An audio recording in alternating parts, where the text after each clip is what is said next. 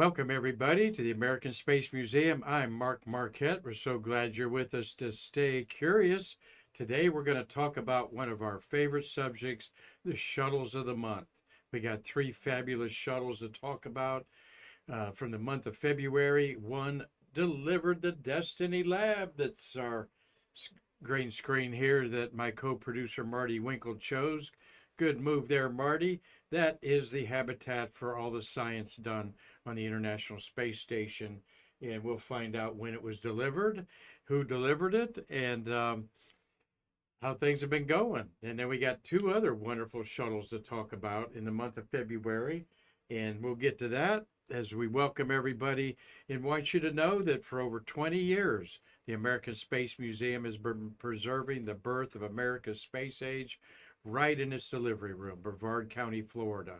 And there's news constantly going on here, as well as noisy rockets taking off. Marty, did you see the one, 115 today, 125, something like that? I was driving and I missed it coming in here from a National Space Club luncheon.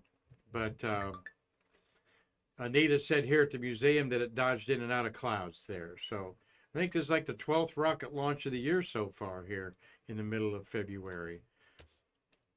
And we talked about the satellites that were going up and coming down yesterday on yesterday's show. Glad you watched it. Today we're going to talk about STS-82, launched on this date in space history. We're going to talk about 99, also launched on this date in history, though I've got the wrong date on there. I need to change that slide. And STS-98, which had what is, nobody argues, it was the most beautiful launch of a space shuttle. And astronauts and even launch director Mike Lineback talked about that. So 11 shuttles of the month. All orbiters flew in the month of February. OV-102 Columbia just once, as did OV-99 Challenger once. The workhorse, of course, has always been Discovery with 4 launches, Atlantis 3 and Endeavour 2 in the month, where 106 days were spent in space. Collectively, among these beautiful shuttles, 67 people orbited the Earth. Janice Voss orbited twice in the month of February. And these include the first untethered Bruce McCandless EVA on STS-41B up there in the upper left-hand corner. The Mir Rendezvous of 63, where Eileen Collins was the first female pilot. And the last ISS hardware, the cupola, was taken up on STS-130 there. And then the second visit to the Hubble telescope, the first upgrade mission, STS-82, was performed there after the first upgrade repaired the eyes, so to speak, of the optical impurities there. So looking forward to talking about the rest of them. We're going to feature 3 of them today and hope you enjoy that.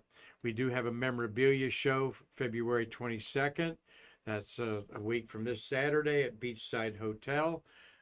If I got room for another vendor or two, but we got plenty of vendors and we need customers to show up and buy some one-of-a-kind artifacts from our vendors. Also, Shuttle Fest 4 progressing along quite well 2 months out. We've got these 4 astronauts confirmed: Eileen Collins, Don Thomas, Joe Tanner, and John Grunsfeld.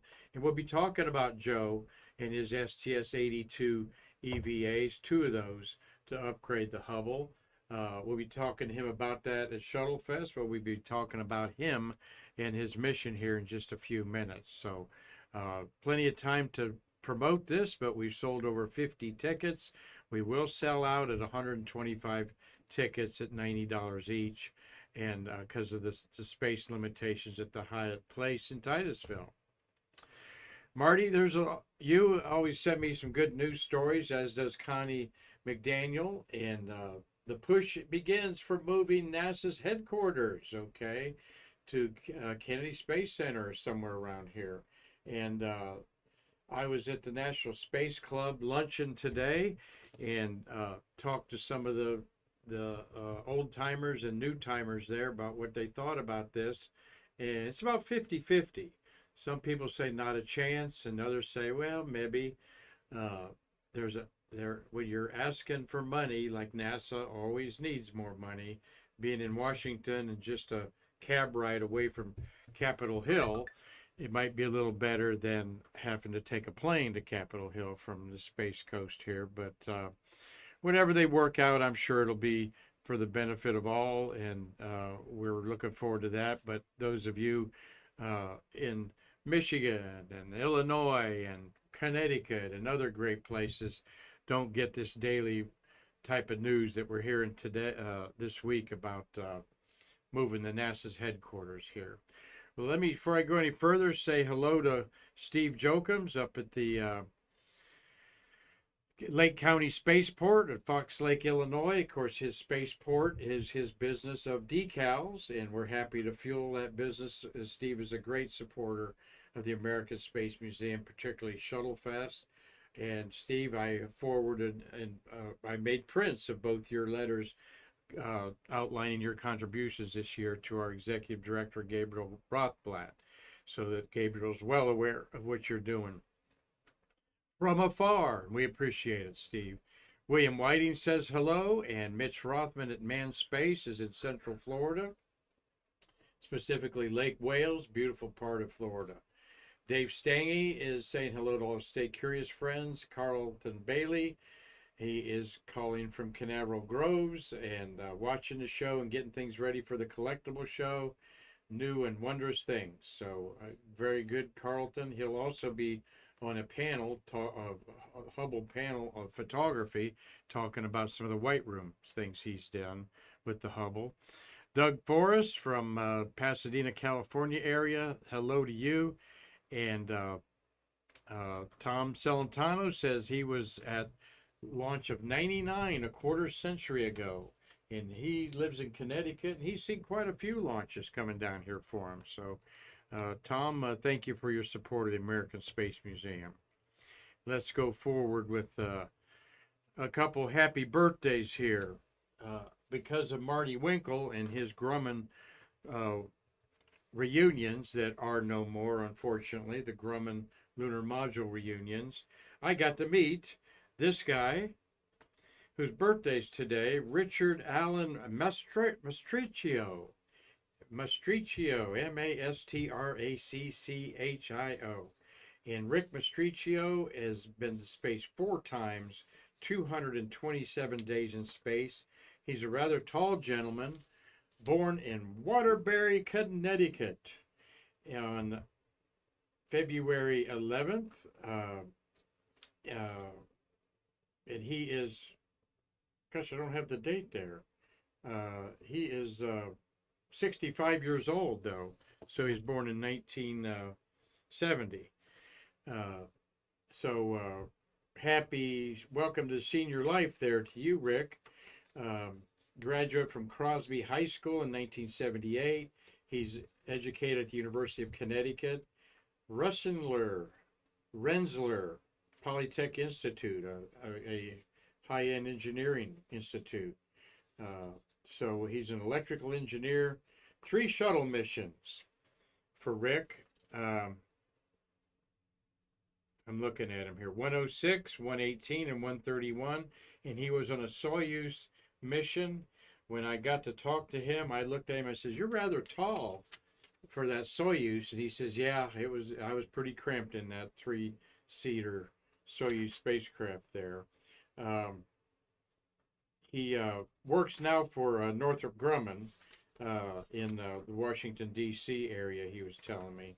And that's was his connection to get him at the Grumman reunions there. So he also worked for Orbital ATK on there. But he's got 9 EVAs, okay, 9 spacewalks. He's in the top 10 of spacewalks performed on there. I think we've got a picture of Rick doing a spacewalk. There he is, there. So happy birthday to you, Rick. He's 65 years old. Yesterday, we said happy birthday to Garrett Reisman, who's 57, and Peggy Whitson, 65 years old. And Peggy's the most experienced NASA woman in space, but she will be going back to space in May maybe that might be jungled up a little bit there, but she's going to space on a Crew Dragon that Axiom is paying for. Her second Axiom mission. She's got 675 days in space. She's going to be adding to that. And Sunny Williams just eclipsed her EVA record the other day on an EVA. All right, there we got our beautiful shuttles of the month there. Let's talk about them here on Stay Curious. And I love talking about the patches. They have so much hidden meaning. So from this beautiful book, Mission Patch Book, many of you locally go get it autographed by astronauts on their mission. STS-82 from February 1997 is the second mission to service the Hubble Space Telescope. The central feature of the patch is the Hubble Space Telescope, as the crew will see it through Discovery's overhead windows as the orbiter approaches for rendezvous retrieval and subsequent extravehicular activity servicing tasks. The HST is pointing towards deep space, observing the cosmos. The spiral galaxy above it symbolizes one of HST's important scientific missions to accurately determine the cosmic distance scale. To the right of the HST is a cross-like structure known as a gravitational lens. That's the yellow ball with the two, the blue on each side of it. That is one of the fundamental discoveries made by the Hubble Space Telescope before this mission. Of course, the Hubble was deployed in 1990, so this was its 7th year in orbit, so it made a lot of great discoveries after being serviced. And what this is galaxies behind another galaxy can be bent, the light bent, in what they call a gravitational cross. The names of the crew members are arranged around the perimeter of the patch, with the spacewalking crew members placed at top and the orbiter crew at the bottom. So Smith, Tanner, Lee, and Harbaugh were the spacewalkers. And there's their pictures there. More power is what they gave to the Hubble Space Telescope with a new set of solar panels. And that on the left they all wore T-shirts of some of the Hubble Telescope discoveries and cool pictures. And that's Joe Tanner, and Joe's going to be featured at our upcoming Shuttle Fest in April. I've communicated with Joe a couple times. He sounds like just a regular average Joe, and he's going to be here the whole weekend, Friday till Sunday. And so we're going to really enjoy his presence here. And there is an EVA going on there. I believe that's Tanner there, or Smith and Tanner might be doing this one there. Don't know who for sure, but that's the configuration of the Hubble being worked on in the payload bay on there. And this is a classic photograph that Tanner took of himself, okay, during a sunrise, I would think. And amazing photo that went viral in the early days of 1997. That was being early internet time back there.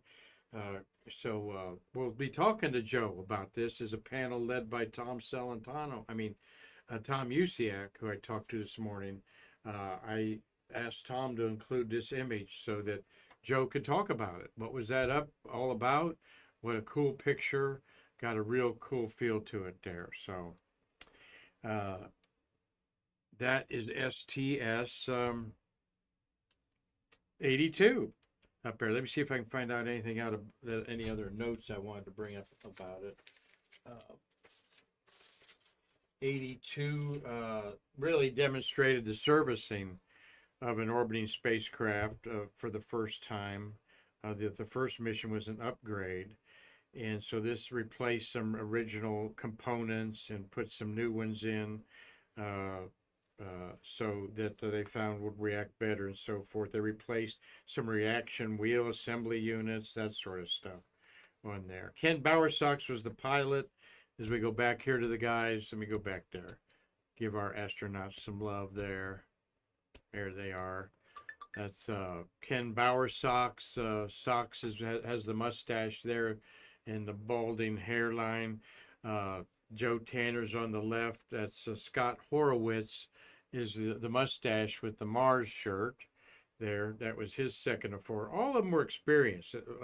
At least two flights. This was the second flight for three of them, including Joe. Steve Smith is in the picture there. Gray-haired Steve Hawley, who deployed the Hubble telescope on STS-30. That had to be cool for him to go up and see it repaired. Horowitz was the pilot. Steve Smith is there in the back with the mustache there. So, looked like a great crew there. All right, next launch up in February, on February 11th, 2000. 25 years ago today. These astronauts will be knowing where they were. Kevin Kriegel, here they launched a 11-day mission that was the Shuttle Radar Topography mission. Okay, they deployed a mast outside, and a radar dish was in the payload mapping bay. This was a Kriegel and Gorey, Dominic Gorey, were the commander and pilot. They had to maneuver the shuttle to orient itself to map an area from 60 degrees north to 56 degrees south. So this was one of the most polar, it didn't orbit polar, but it was close to 90 degrees would be polar orbit and went up 60 degrees. So it's one of the most inclined shuttles launched and the most at the date there. So let's look and see what that beautiful patch has to say about the mission and the crew. STS-99, which was launched actually after STS-103. You had Chandra Observatory 93 in July 99. Then you had 103, the third Hubble telescope mission in 99. All right, and that was in December. And then you had STS-99 launched in the year 2000. And then 99 was followed by 101, okay? The numbers got jumbled up as they were just production numbers to keep track of the flow. The Shuttle Radar Topographic Mission, SRTM, is the most ambitious Earth mapping mission to date.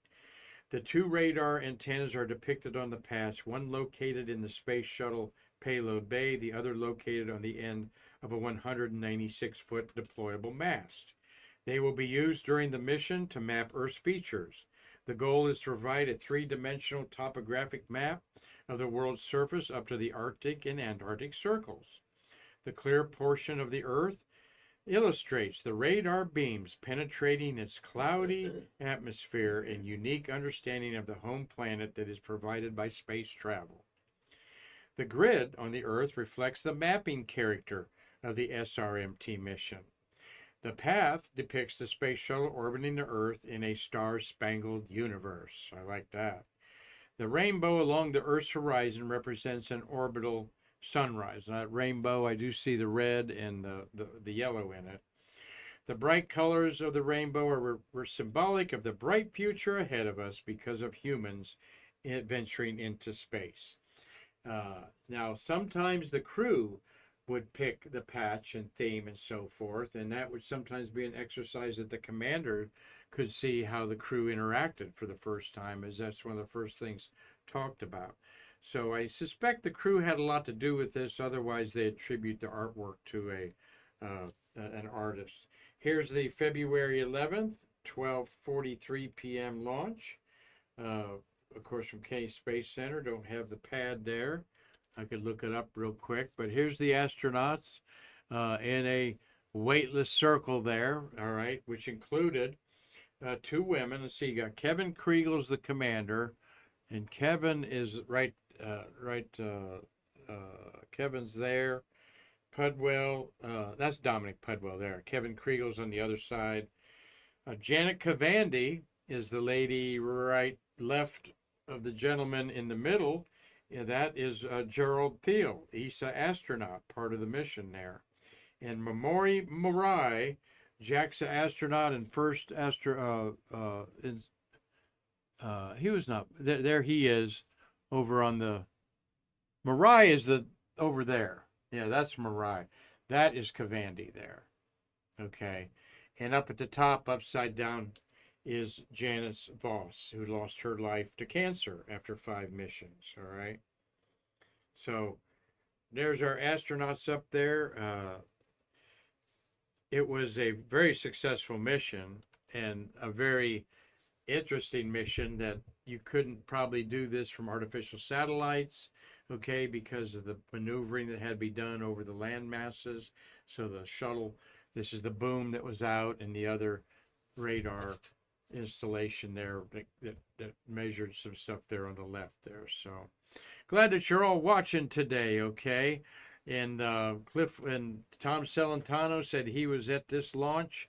Right there, we're looking at that launch Tom was at 12:30 in the afternoon. He said that he met Rick Mastriccio a few times, and a great guy.